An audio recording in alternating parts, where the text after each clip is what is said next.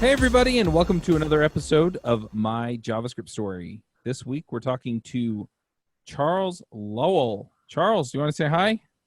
Hello, everybody. Hey, Charles. I guess we're tocayos. I don't know if you're familiar with that term. No, not really. So I counted I was actually in a wedding in Mexico, and there was another guy there who was Charles. I actually went by Carlos because he's from Mexico. Mm-hmm. But he was like, "Hey, somos tocayos. Like we have the same name." So there's actually a term for that. A special relationship that people share when they have the same name. It's like, "Hey, tocayo." So you can call me that, and I can call you that, and people think we're weird. Sounds good to me. People are already weird. This episode is sponsored by Sentry.io. Recently, I came across a great tool for tracking and monitoring problems in my apps. Then I asked them if they wanted to sponsor the show and allow me to share my experience with you. Sentry provides a terrific interface for keeping track of what's going on with my app. It also tracks releases so I can tell if what I deployed makes things better or worse. They give full stack traces and as much information as possible about the situation when the error occurred to help you track down the errors. Plus, one thing I love, you can customize the context provided by Sentry. So, if you're looking for specific information about the request, you can provide it. It automatically scrubs passwords and secure information, and you can customize the scrubbing as well. Finally, it has a user feedback system built in that you can use to get information from your users. Oh, and I also love that they support open source to the point where they actually open sourced Sentry if you want to self-host it. Use the code devchat at Sentry.io to get 2 months free on Sentry's small plan. That's code devchat at Sentry.io. Do you want to just give a brief introduction to who you are? We were chatting before the show. You run a consultancy called the Frontside. Mm-hmm. We had you on episode. I have it right in front of me here, and I don't have it right in front of me anymore. But you were on React Roundup. We talked about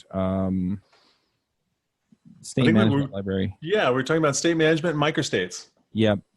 Mm-hmm. And I think we've had you on JavaScript Jabber as well, but for whatever reason, looked that one up. So anyway, we'll put links to those in the show notes. But yeah, do you want to just tell people what I missed as far as who you are? Yeah. So my name's Charles Lowell. I've been, a developer for a really long time now. And I've worked in all kinds of languages, but I've been for the last 10 years or so running the front side, and what we specialize in is user interfaces and kind of the deep architecture behind stateful applications, stateful interfaces, because it turns out that there's a lot there.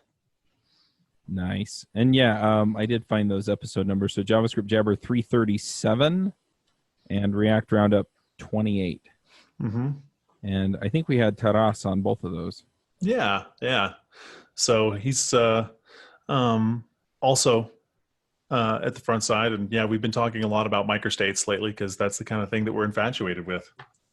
Yeah, well, it seems like 5-10 years ago, the framework space kind of heated up, and then React came out with a bunch of ideas that everybody else said, that's a really good idea, and went with them, so it heated up again. And now things are kind of settling on the framework front. People will go and try Vue or React or Angular and, figure out what they like. But they're all pretty stable, and it's the state management stuff now that people are going, oh, man. Yeah. It's people is such a pain or whatever. Mm-hmm. Yeah, there's so much more to developing a stateful user interface than the Vue library. Yeah. And so there's so many pillars in this platform, all the way from the state management to how you build your assets and how you deploy to your servers. Yeah. So yeah, it's interesting to kind of get, here are some trade-offs that we found and talk about some of those things that you're talking about. So that's not what this show's about, but if you want to get those conversations, we'll put links in the show notes. But yeah, let's get your story. It's always interesting to me too to get in and talk to somebody who's running a business, be it a consultancy or some kind of startup, and just what you work on and what your concerns are and how you end up there. So I'm going to take you way back though to when you got into programming. Okay, boy, it was a long time ago. That's what I tell people too. Now, yeah, I think it's, it was a long time ago, but it was accidental. I happened to be, very, very lucky, I think, in terms of how I kind of stumbled into programming. And so I guess I didn't really have any particular idea to pursue a career in programming, but I just so happened that the time that I was 18 happened to coincide with the dot-com boom. So I was actually studying chemistry. My plan was to become like a chemist and do research, probably maybe stay in academia, maybe go into like pharmaceutical companies, do something like that. It's strange to actually think about that person because that's so far away from the career in which I ended up. But I was home from college one summer, and I think this was in 1995 or 1996. And a friend of mine's father was doing a startup, and it was like, hey, you know how to turn on a computer? You'll work for $8 an hour. Can you go, can you come do HTML for me? And I think that was when I say, I really stumbled in on it, I was lucky. I think there was a moment there where if you happen to be a particular age and,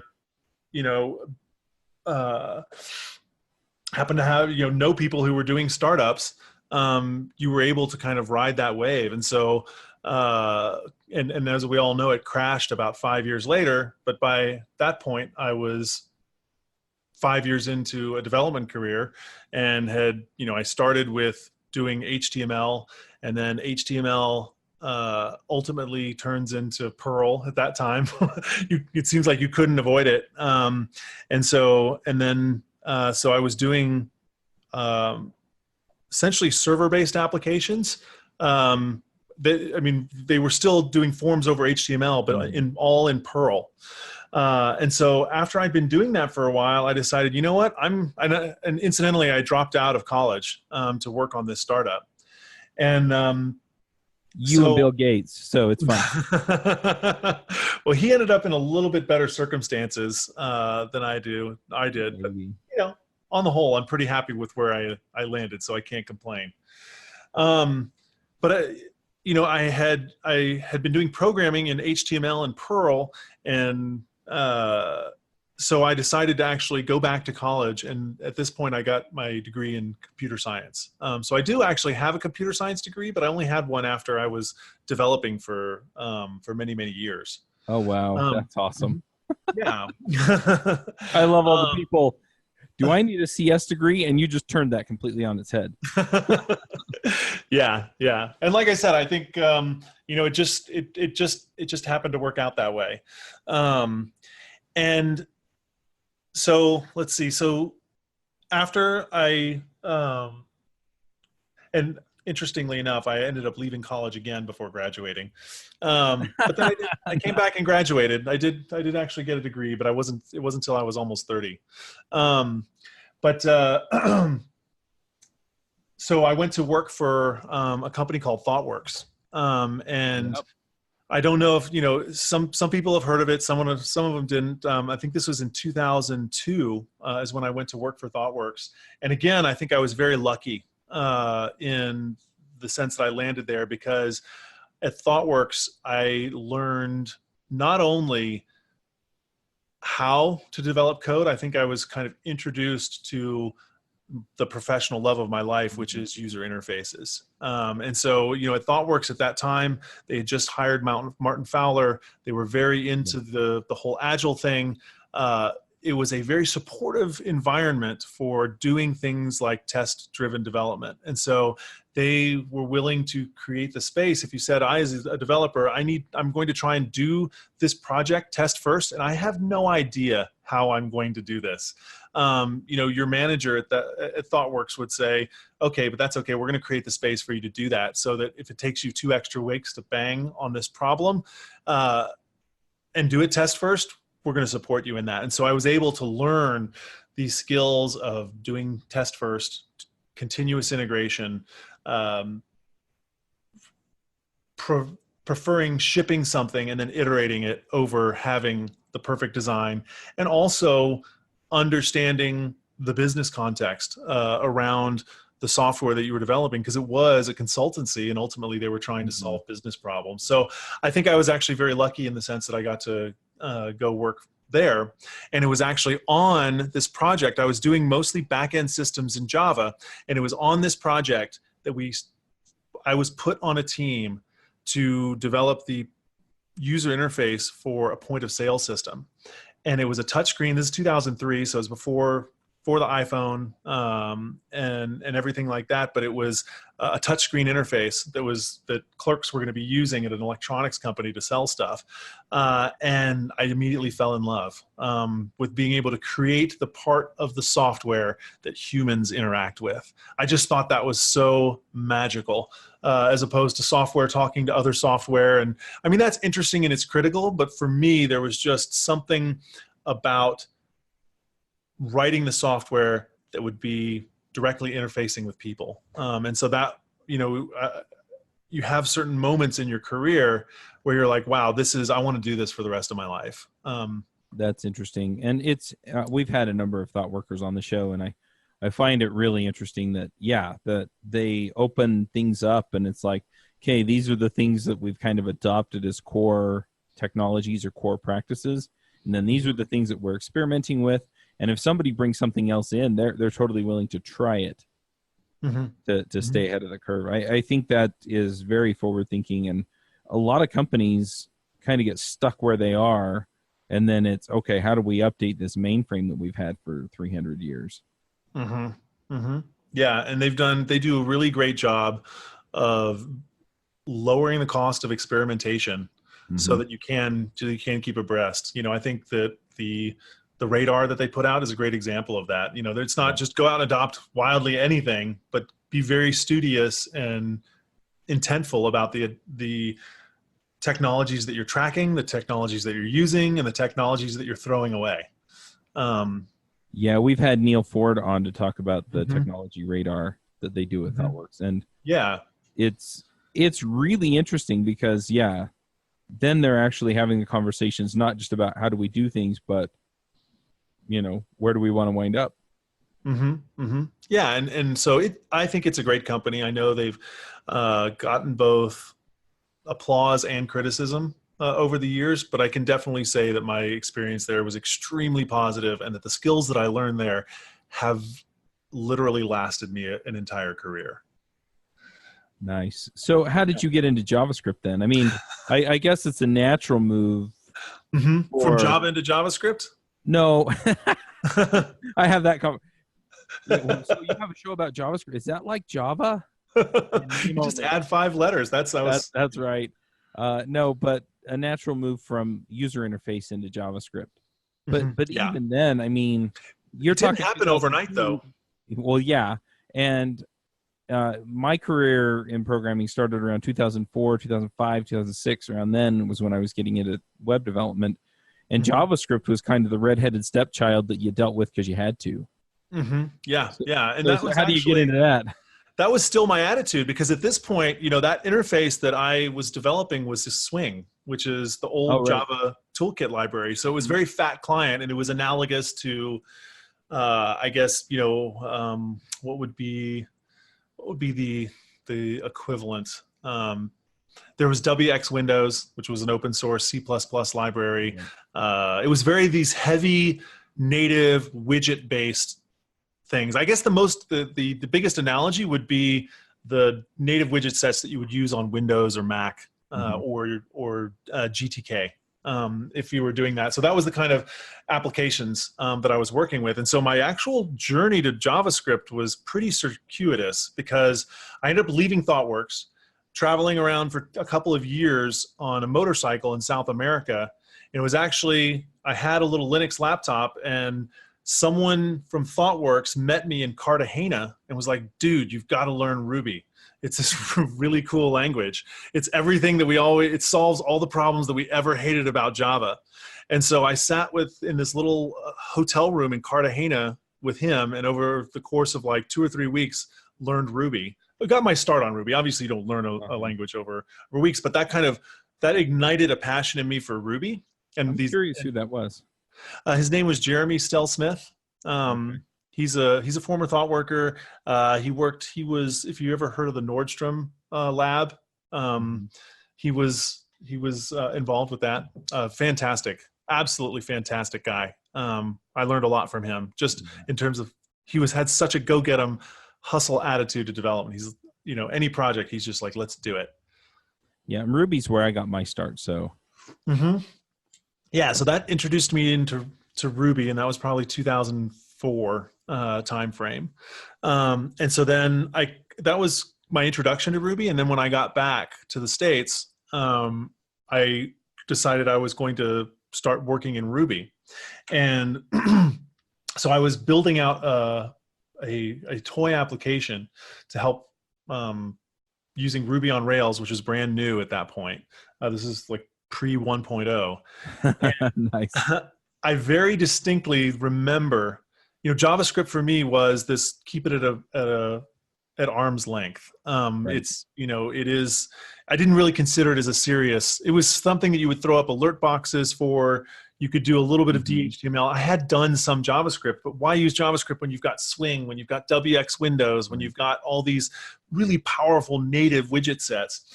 And I was using, to deploy this Ruby on Rails application, I was using a cloud management tool called Plesk, and which I don't even know if it exists anymore. It was kind of one of these control panels.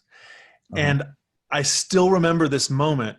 I was clicking on a link and they used JavaScript to throw up a waiting dialog.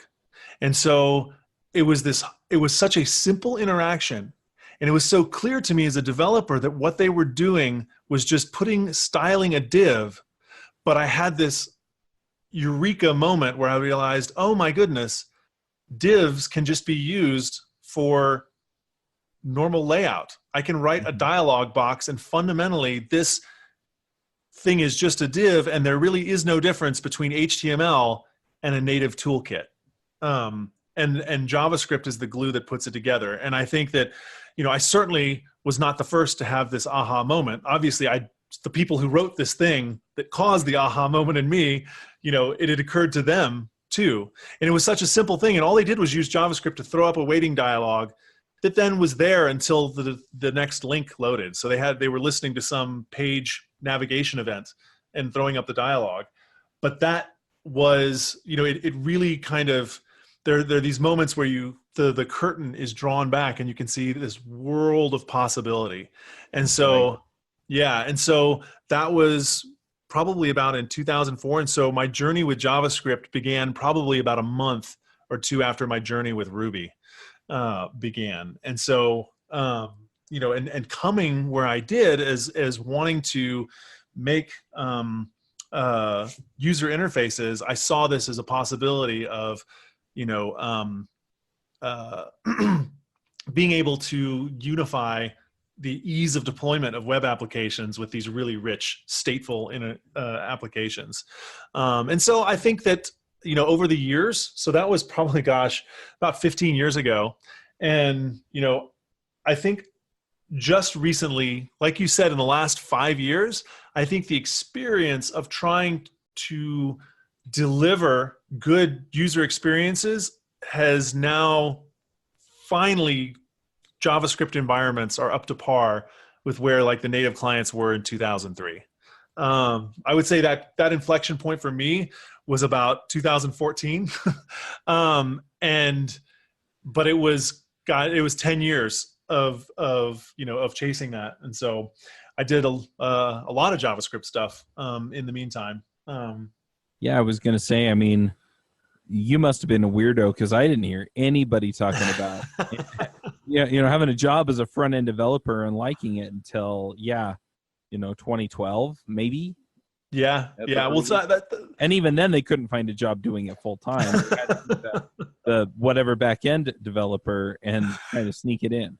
Yeah, well, I think it was because I had all this experience doing this stuff with native applications in Java and C++ that I was able to kind of make that connection. Or when other people made the connection, I was able to say, oh yeah, I get that.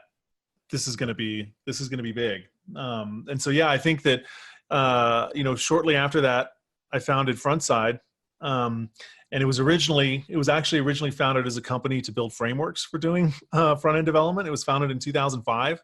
It wasn't really a consulting company until around 2009, 2010. But it was, we formed the company to sell a JavaScript framework that was, if I had to compare it to anything you would see today, I would say it was very close to Meteor. And we were trying to sell it commercially, but I think 2005 was about the last year that you could actually sell a framework commercially, because open source ate everything. So we really didn't. That landed flat and ended up chewing through all of my life savings. And so we ended up doing consulting and to kind of pay the bills. And it's a common tale, but that's what happened to us. I'm really curious. So, first of all, how do you decide this is the right time to go ahead and build a framework? Because what was the time frame around there? What, 2010? It was about 2000. No, 2010 is about when we started doing consulting. This is 2005. So we had been building an application as part of a startup, and that had Ruby on the back end, had Java on the back end, and we were doing a lot of heavy JavaScript. So we had implemented our own CSS parser so that we could actually style components and have them scoped. And so a lot of things that you see now that are just very commonplace is the kind of things that we were doing. We actually had, when I say it was similar to Meteor, we actually had the stateful server in Java that was actually running a Java interpreter that was, a JavaScript interpreter that was embedded into Java. So we were using the Rhino JavaScript engine, and the front end could actually send JavaScript commands to the server, and it would interpret them as JavaScript. And so you could actually you would have these stateful widgets that were allocated on the server that had peers on the client. And so it was really just incredible, trippy stuff that we were able to do. And so we thought, well, man, this is such incredible capability. We ought to sell this stuff. And it was actually my experience developing and trying to sell our own framework that I was like, when Meteor came out, I was like, nope, not gonna do it. I've been there and tried to do that. It's hard to compete with free. So, but throughout that whole time, I think that time especially where we were running a lot of JavaScript on the server, we were running JavaScript in Java and JavaScript in Ruby too. Is when I really fell in love with JavaScript really hard, because I think I think one of the things that makes JavaScript so unique that people maybe don't realize or take for granted is when you think about it. And here we have this environment, right, where we're running JavaScript on the browser, running JavaScript on the client server, not like the main process is in Java and the main process is in Ruby, but these Ruby processes and Java processes are interpreting the JavaScript. Is that you have it's a language whose entire conception is to be able to run untrusted code. I think that's like something that maybe gets overlooked, that it's really the only environment where you have on your computer and you're just like, hey, just give me a bunch of code from randomly over the internet. Yep. Just give me everything. It's just run it from anywhere and I'll just give it to me and I'll execute it and it's going to be fine. It's not going to thrash the CPU. Well, it can, but I can put limits on it. I can control how much memory it's going to use, and I can control what resources it has access to, and it's totally secure. I mean, yeah, we've got some scripting attacks and everything like that, but it by and large, it's going to be fine. And we were actually really taking advantage of that by having the client sending JavaScript to the server and the server sending JavaScript to the client, and they're all happily, exchanging JavaScript and running, and it was all fine. And so it's just, it really is, it was really fun to play with. Yeah, I'll bet. Hey guys, let me tell you about Clubhouse. I swear, I've used every project management software there is out there, and I hated project management software. Now I have Clubhouse. Overall, it's simple and straightforward to use, but has enough of the integrations and power features you need to get the job done without getting confusing. This means that I can use it, and the non-technical members of my team can figure out what they need from it. It also makes it easy for me to zoom out and see what's going on overall before zooming back in and specifying more work that needs to be done, or picking the next task for me to tackle. They integrate with all the systems that you'd expect and have a REST API for, well, the rest. If you go to https://clubhouse.io/JSstory, you can get 2 months free instead of the standard 14-day trial for any team size. Once again, that's https://clubhouse.io/JSstory. So what was the transition like then from we're going to build this framework, we're going to put it out there, people are going to start using us and using it and paying us for it?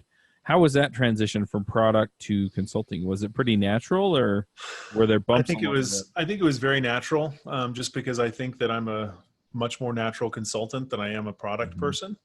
So I am fundamentally a technologist, and the people at Frontside at that time were technologists. And you did see people marketing frameworks at that time. You don't really see that anymore now. But we just didn't even have the insight to know that this thing was going to drop off a cliff. And we didn't really care. And that's not having an understanding of your market, not really caring what the market will and will not bear, like that a good business does not make. I can't argue with that. Yeah, exactly. So it was very natural in the sense that we had all this technology and we had people willing to try it, but no one willing to buy it.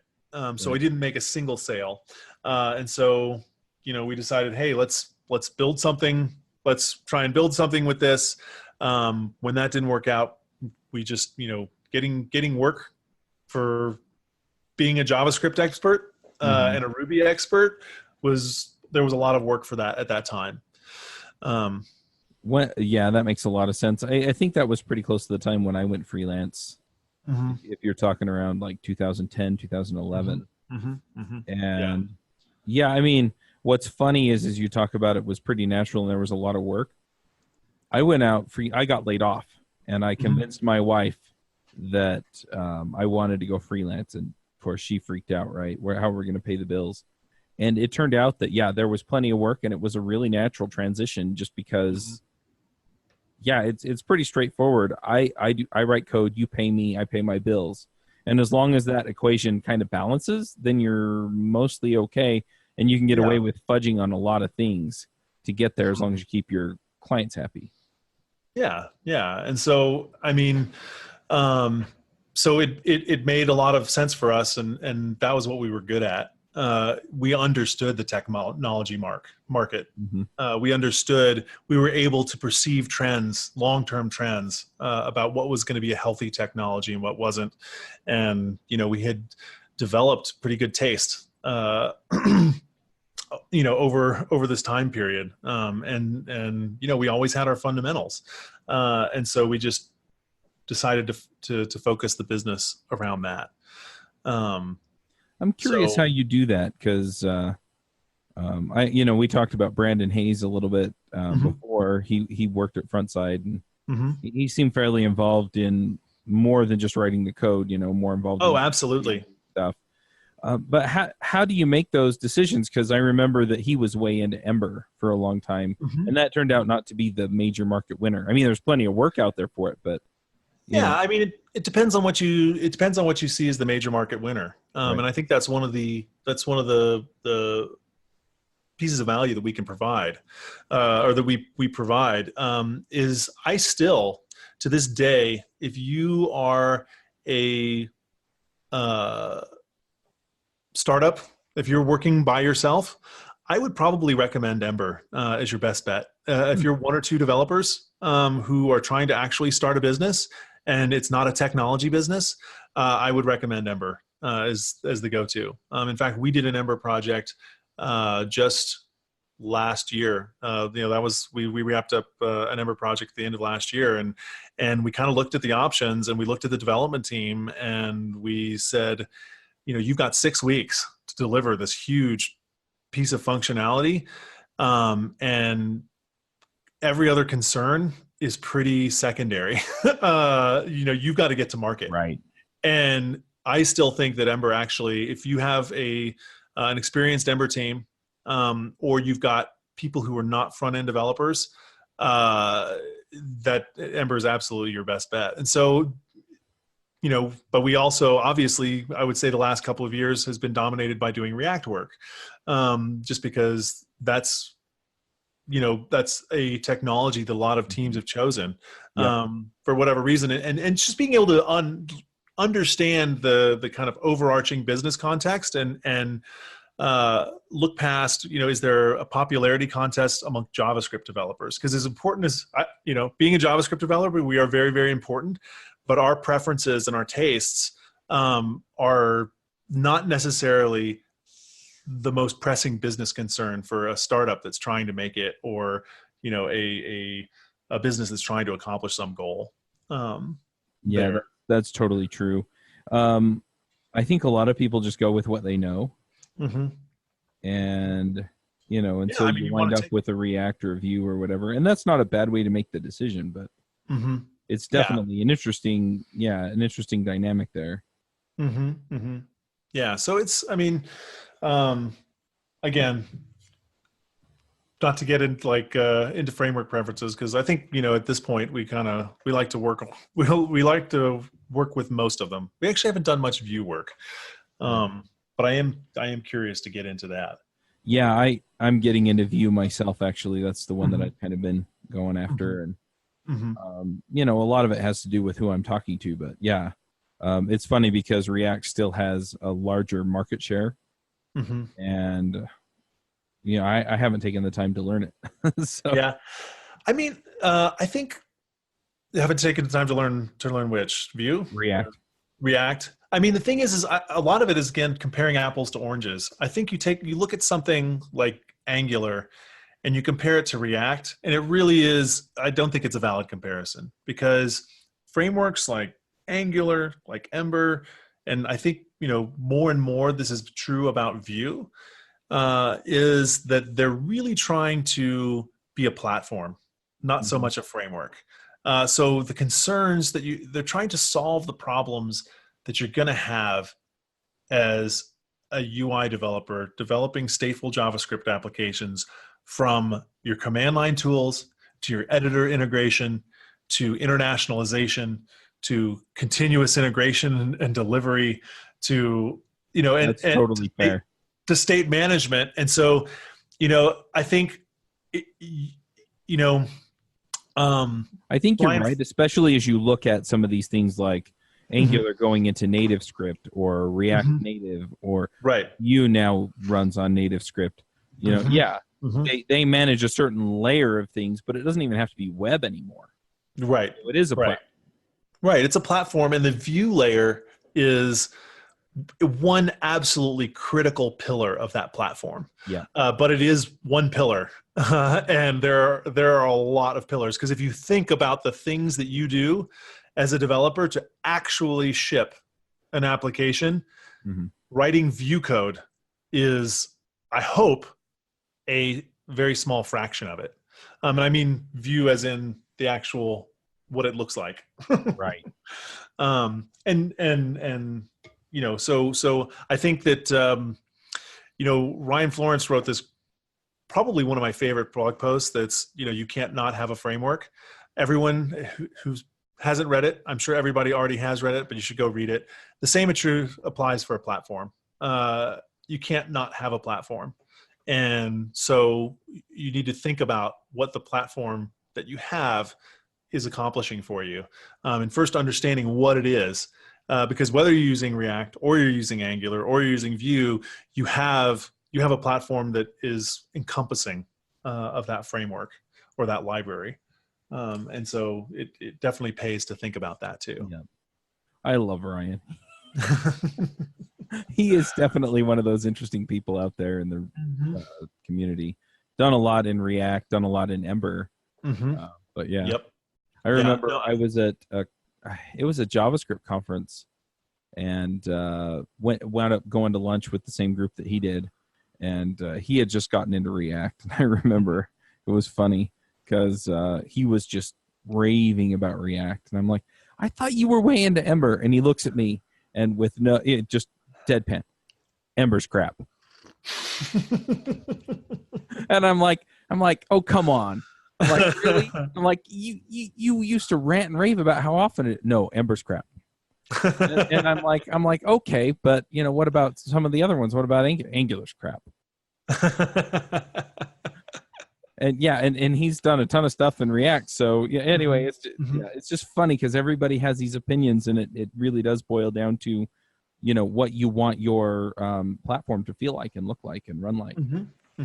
Yeah, and a lot of them are very, very different stylistically. I mean, I would say stylistically, especially later, in my career, especially as I've really gotten into functional programming, because I think that's something, to bring the conversation back to JavaScript is, it's something that I think is JavaScript enables,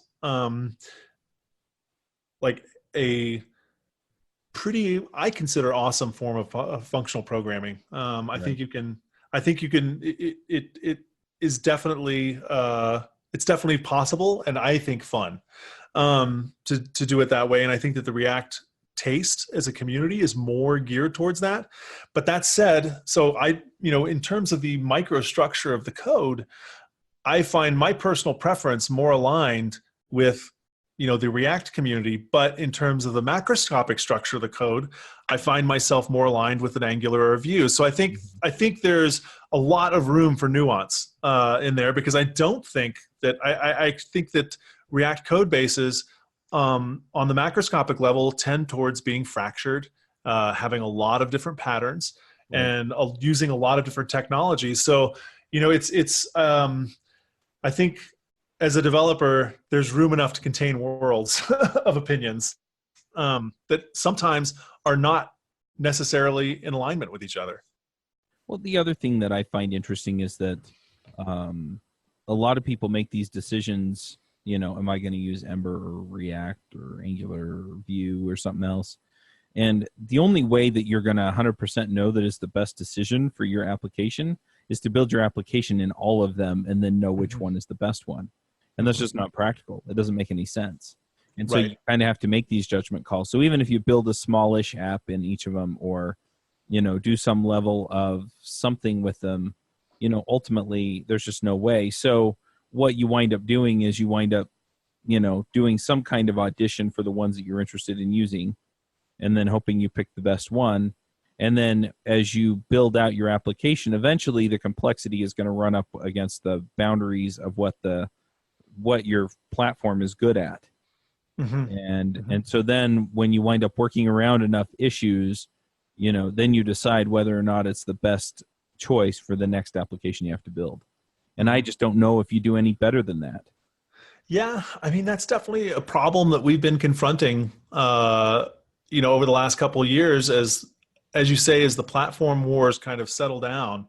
And one of the things that we try and do as a company that works, on multiple platforms, we're constantly switching the platform which we're working on and switching that context, and really is trying to deepen the integration with just the vanilla environment. So how much of your application can you write in vanilla JavaScript? How much of your application can you use that just uses regular classes instead of MobX objects or Ember objects, or uses the Vue reactivity system or the Angular reactivity system? How can you express your application both in terms of its state and how it manages its effects? Can you do that outside of the platform so that it's portable from one platform to the other? Because ideally, right, if you've got a good platform, you should be able to set new stuff on top of it, regardless of what that is. Now you sound like Christopher and Andy from JavaScript Jabber. Oh yeah. He advocates a lot of vanilla JS stuff. Well, I think it's incredible what you can accomplish with vanilla JS. Yeah. But I do think that the integration into your platform does have to be convenient. Like I remember when Redux, for example, came out. A good friend of mine, Torrin Billups, maintained the bindings for Ember Redux, and I think that despite all the good work that he did, it didn't really get a huge amount of adoption inside of the Ember community just because it didn't feel idiomatic. And so it can be a lot of work to really narrow down an abstraction so that it can be projected into a different framework or platform and still feel like that platform. I think it can be done, but it requires you have to hone it and tune it. And, sometimes you'll be like, oh, this thing that it does, that's really only geared so that it can solve this use case. So we need to whittle it down a little more, and hopefully you can whittle it into something useful and not whittle it away till there's nothing there. Right. But that's a lot of the work that we're trying to do with microstates, and so that you can have state management that will work anywhere. And right now I'm working on a structured concurrency library, so that you can manage the concurrent effects inside your application without having to have a specific framework integration. Right.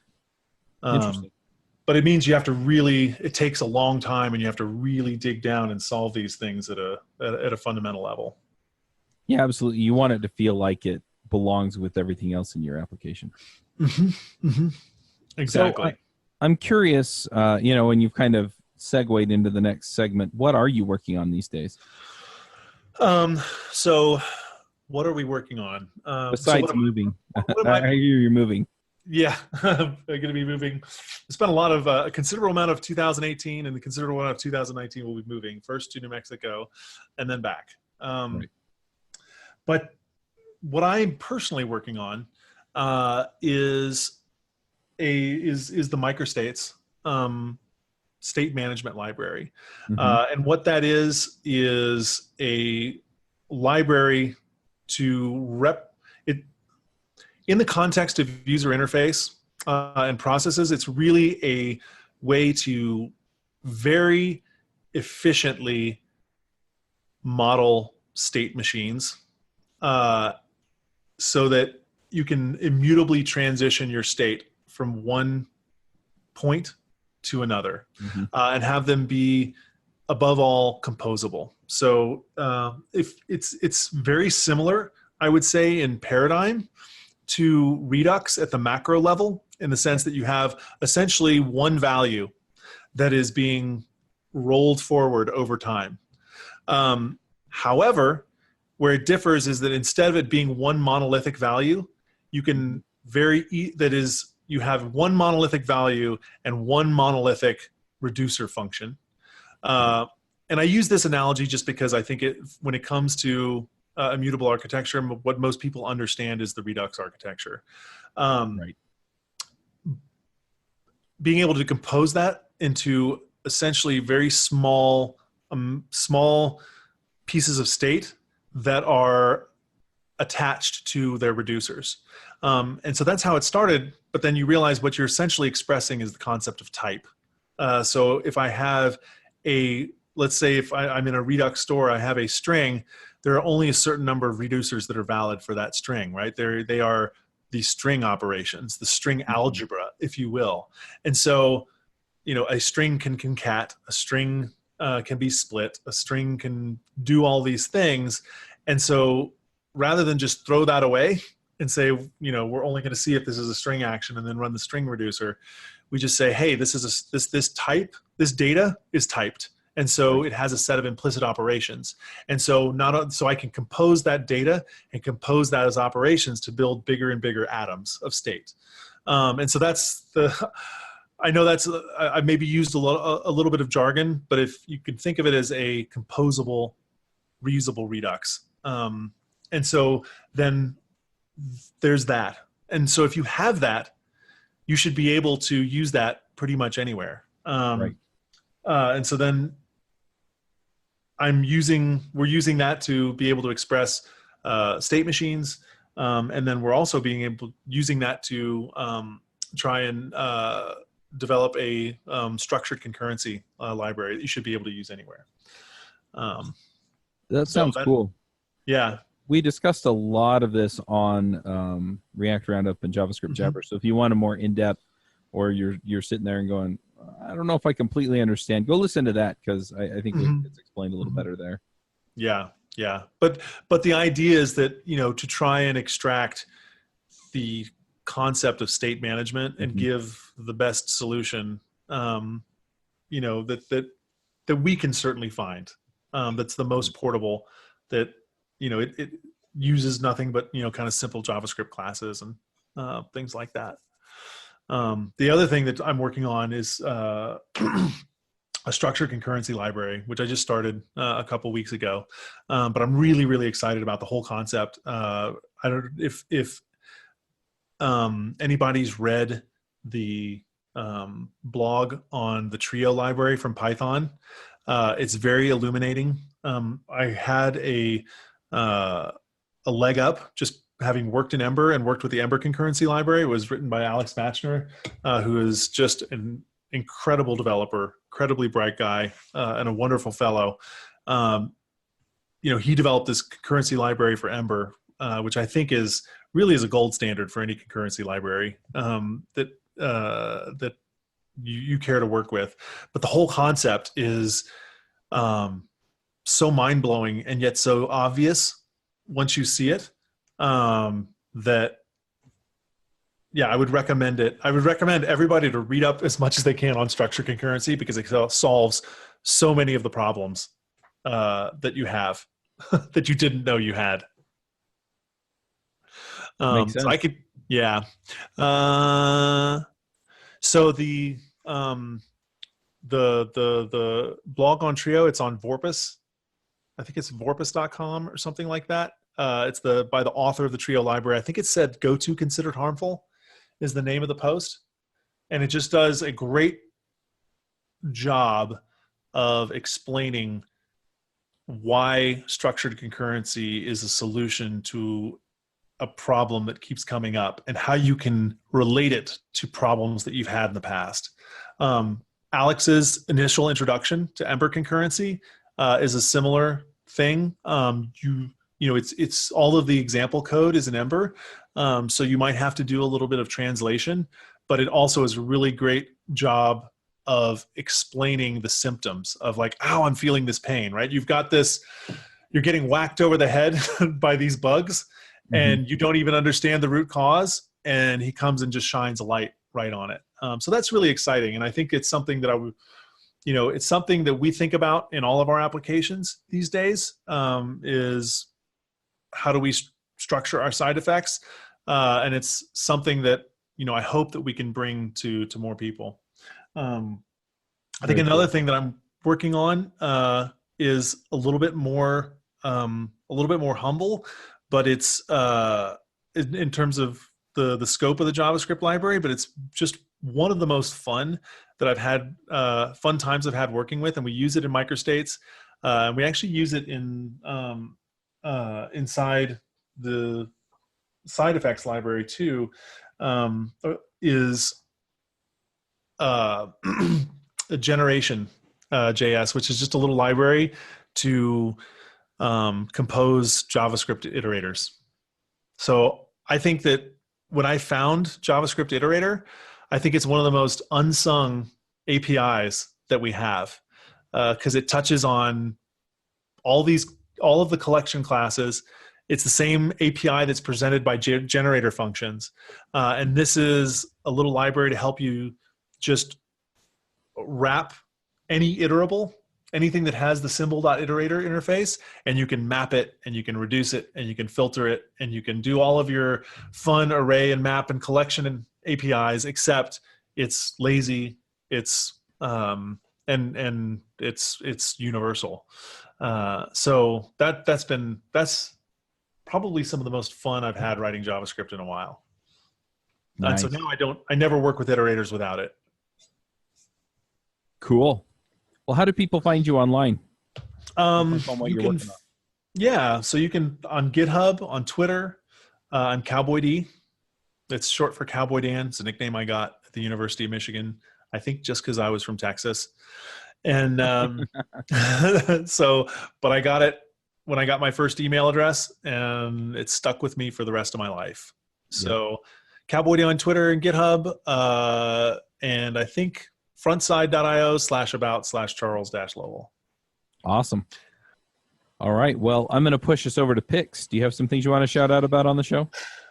Sure. I thought about this, and I think certainly using recency bias as the biggest factor, I would say would have to be Yousician. I am having so much fun with that app. If you haven't heard about it, it's an app for Android and iOS, and it's like Guitar Hero, except in real life, but on steroids and helping you actually learn music. So it has 5 different modes. It's got guitar, it's got bass, it's got ukulele, it's got piano. It even has a voice component, and you can play along and practice with the ukulele tablatures. I'm using the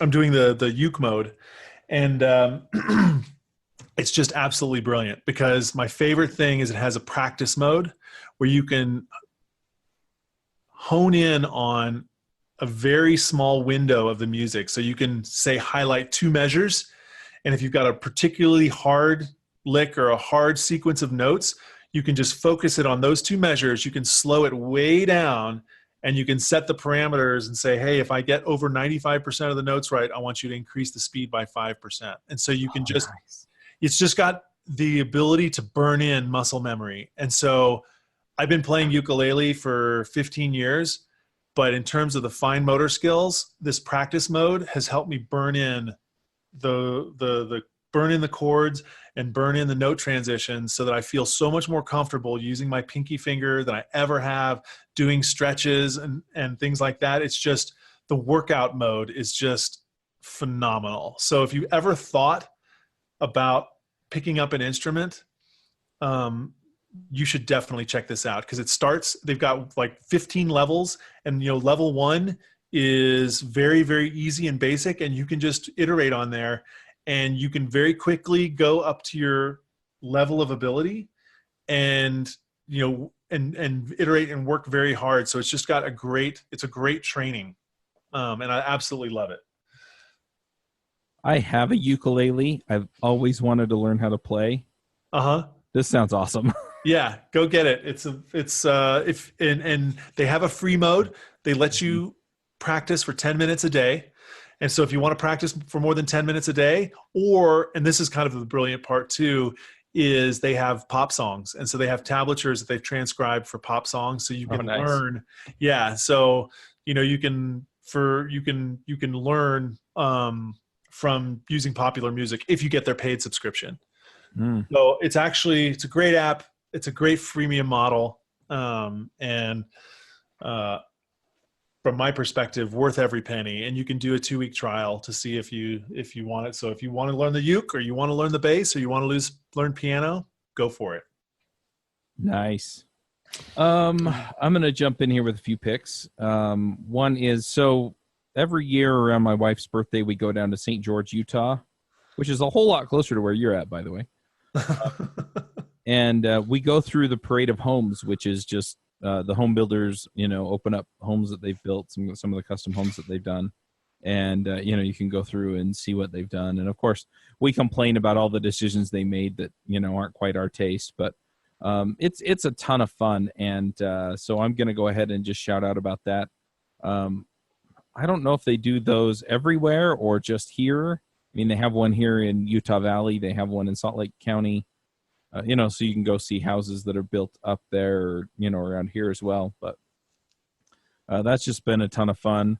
And the other one that I'm going to shout out about, and this is one that I've used when I traveled a bit. I usually wind up using it when I travel to Las Vegas, just because I can drive down in my car, and then I have a vehicle to get around in. And I've been using VRBO for that. I actually got a deal. I'm going down to a conference at the end of March in Las Vegas, and not that it would have mattered, I guess, a whole lot. But I got a hotel room. It's actually a vacation rental condo that's part of the MGM Grand campus, and I wound up getting that for like $70 a night, which is considerably less than staying in the conference hotel, and it's within walking distance of the Tropicana where the conference is. So that was on VRBO. Yeah. Yeah, that's actually what we used to book when we went to Angel Fire to go skiing this Christmas. Oh, nice. And that's where we found our accommodations. Yeah, I think we did that. We did the family reunion last summer down by Zion National Park, and we just got a giant house, and everybody came and stayed, and it was a ton of fun there too. So, yeah, great option. I've liked Airbnb less and less, looking that kind of thing. So, I've wound up in some pretty sketchy places out of Airbnb. What? Aren't they? Oh wait, no. I think VRBO is owned by HomeAway, right? Yeah. Okay. So, anyway, well, thanks for coming, Charles, and talking to me. I know we went a little over, but I appreciate you coming and sharing your experience with us. Hey, no problem. Thank you, Charles. All right. Well, we'll go ahead and wrap this one up, folks, and we will be back next week. Bandwidth for this segment is provided by CacheFly, the world's fastest CDN. Deliver your content fast with CacheFly. Visit CacheFly.com